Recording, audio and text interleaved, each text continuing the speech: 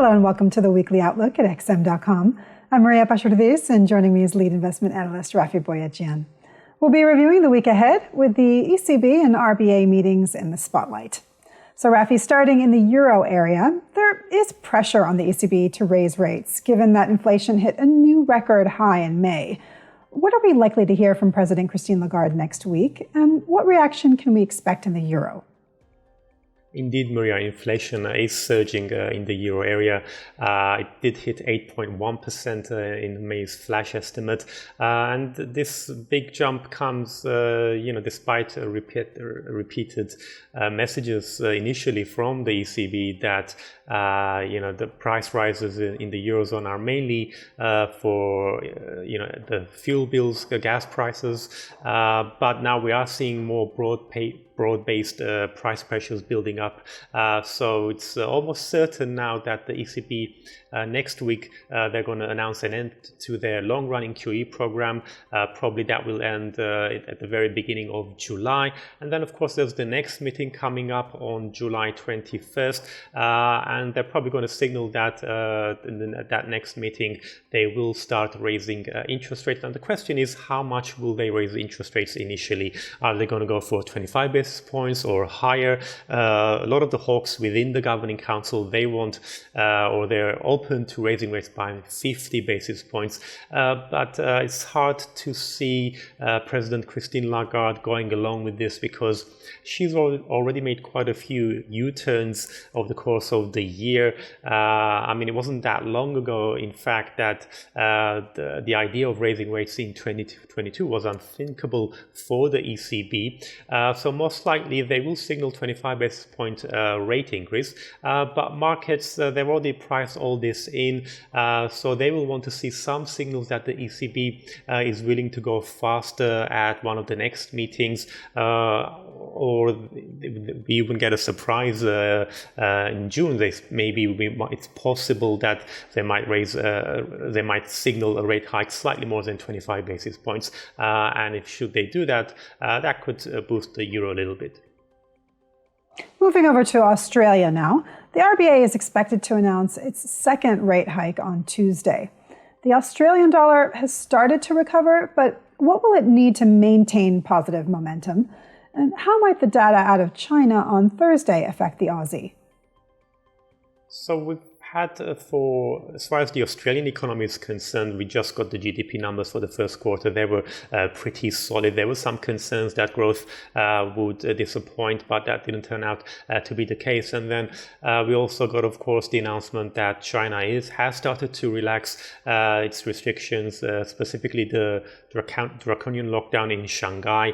So all of this bodes well for the growth prospects for Australia.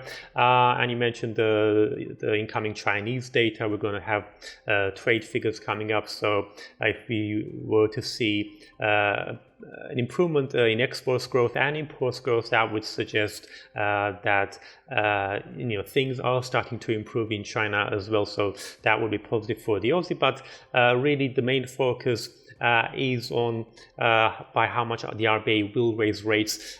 So the fact that the strong GDP data for Australia, the Chinese lockdowns being slowly lifted, that has kind of given the green light for the RBA to raise rates a bit more aggressively in June, after raising rates by 25 basis points in May.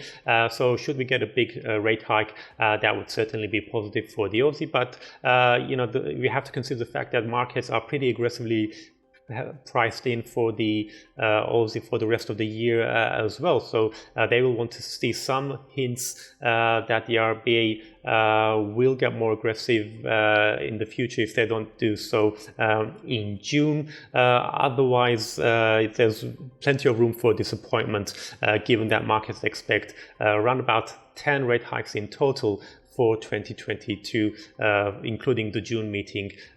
So that's tough. That's very high expectations for the RBA. And finally, over in the US, we'll get the Consumer Price Index data for May out on Friday. Will this tell us more about whether inflation is peaking in America? And what will it mean for the dollar? So we should hopefully get more clues as to what's happening with the inflation in the US.